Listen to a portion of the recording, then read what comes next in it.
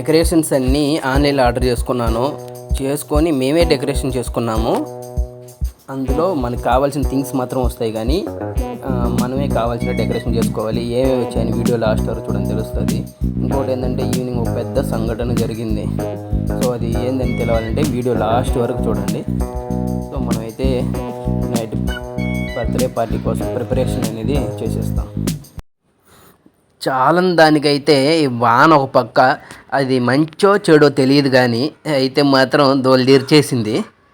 So video skip చేయకుండా చూడండి. ఎన్నింటికి పడింది అనేసి చెప్తా. వాన 5 గంటలకి, ఈవినింగ్ 5 గంటలకు స్టార్ట్ అయింది. కరెంట్ లేదు, భయంకరం ఉరుములు మెరుపులతో. సో ఇంకా పూజకి కావాల్సిన టెంకాయలు, సో టెంపుల్కి వెళ్ళాలి కదా, బర్త్డే కదా పాపది, షానమ్మది బర్త్డే కదా. సో అందుకనేసి టెంకాయలు కూడా రెడీ చేసుకుంటా ఉన్నాను. కానీ ప్లాన్ చేసిన విధంగా అయితే బర్త్డే పార్టీ జరగలేదు.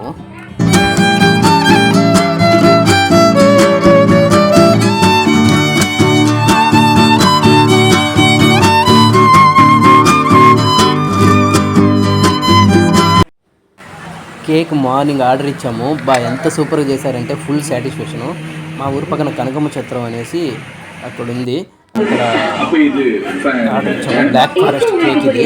ఫస్ట్ బర్త్డే అని చెప్పడంతో వాళ్ళు కొంచెం ఎక్స్ట్రాగా కూడా అన్నీ సూపర్గా చేసిచ్చారు. టేస్ట్ అయితే సూపర్గా ఉంది. ఆ డిజైను అవన్నీ భలే ఉంది. బ్లాక్ ఫారెస్ట్ కేక్ 1 kg తీస్తే 1/2 kg ఫ్రీ అన్నారు. సో టేస్ట్ సూపర్ ఉంటుంది. ఇంతమంది కూడా తీసాను కాబట్టి టోటల్గా 3 kg కేక్స్ తీసాను. Full satisfaction. ఫస్ట్ బర్త్డే అనగా బ్లాక్ ఫారెస్ట్ బ్లాక్లో ఉంటుంది కదా, వైట్లో చేయించారు. పైన మాత్రం వైట్ క్రీమ్ వేసి.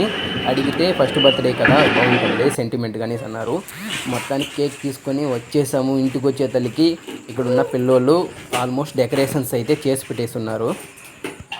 ఈ కేక్ అయితే కనకమ్మ ఛత్రం అనే ఏరియాలో జియో షోరూమ్ ఉంటుంది, దాని పక్కనే తీసుకున్నాను.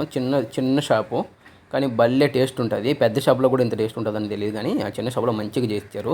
నాకు ఆ డెకరేషను వాళ్ళు చేసిన ఇది భలే సాటిస్ఫాక్షను. ఇంకా మీషోలో నుంచి వచ్చిన వస్తువులతో, ఇంకా దాని తర్వాత ఈ కేకు, ఇక్కడ ఇంట్లో ఉన్న కొన్ని టెడ్డీ బేర్లతో, మా చెల్లి టెడ్డీ బేర్లు అవన్నీ సో అరేంజ్ అయితే చేసేసినాను వీలైనంత వరకు. మేమైతే ఫస్ట్ బర్త్డే ఏంది గ్రాండ్గా చేయలేదు అనుకుంటారు, కానీ కొన్ని పరిస్థితుల కారణంగా వీలైనంత తక్కువలో విధంగా చేసుకున్నాము. Happy birthday happy birthday happy birthday to you, happy birthday to you, happy birthday to you Shanamma, happy birthday to. ఇలా కేక్ కట్ చేయి, ఇప్పుడు కేక్ కట్ చేయి, ఇందా అప్ప కట్ చేయి షానుడు, అప్ప కట్ చేస్తున్నాడమ్మా. ఉన్నాయి ఆపరేషన్ మళ్ళీ చేద్దువా.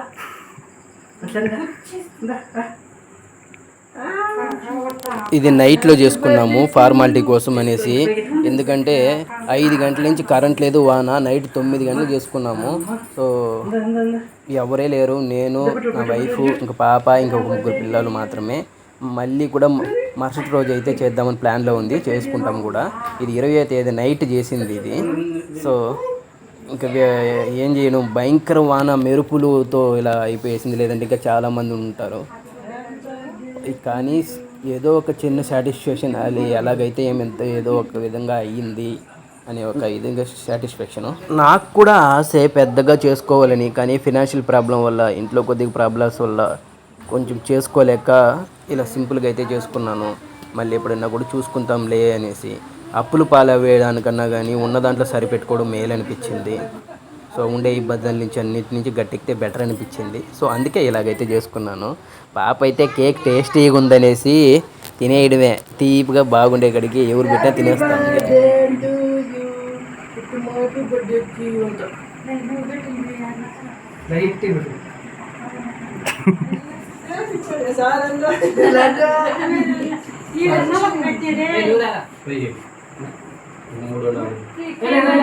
Happy birthday.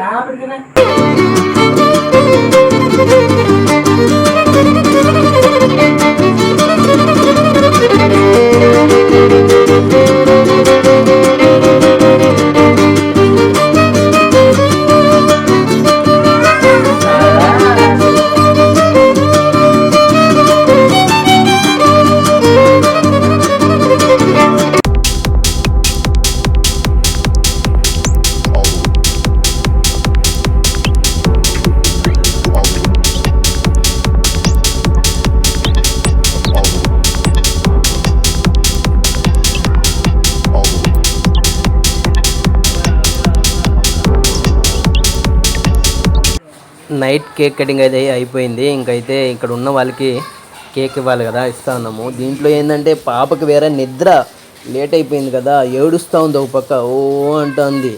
వేసిన బట్టలు వేసుకోవడం లేదు, అసలు ఏ వేసినా కానీ తీసేస్తూ ఉంది. సో ఇంక ఎలాగోలా మేనేజ్ చేసి కేక్ అయితే కట్ చేయించేసినాము. అందరూ విషెస్ చెప్తే బాగుండనిపిస్తూ ఉంది. 20వ తేదీ 5వ నెల యాక్చువల్లీ పాప బర్త్డే. ఆ రోజు ఈవినింగ్ వాతావరణ కాలంగా సరిగ్గా జరుపుకోలేదు. అందుకే 21/5వ తేదీ మార్నింగు మేము మళ్ళీ కూడా కేక్ అయితే కట్ చేసినాము. ఫోటోలు అయితే లాస్ట్లో మీకు వీడియో లాస్ట్లో అప్డేట్ చేస్తాను, చూడండి.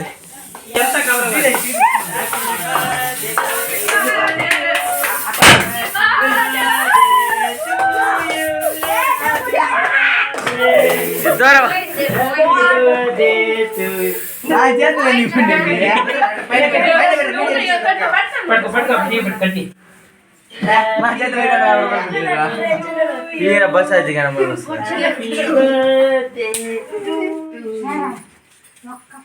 Happy birthday to you.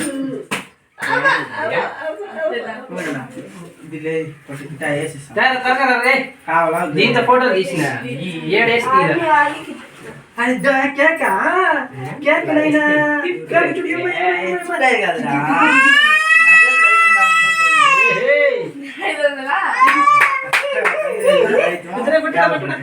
అట్లా ఫోటో కొట్టరు దాంట్లో కెమెరా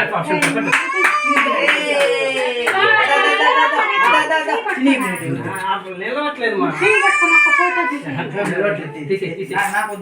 సరే కేక్ కట్ చేసి పెట్టు.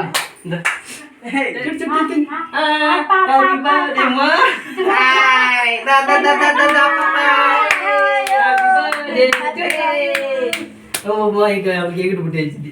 Happy birthday.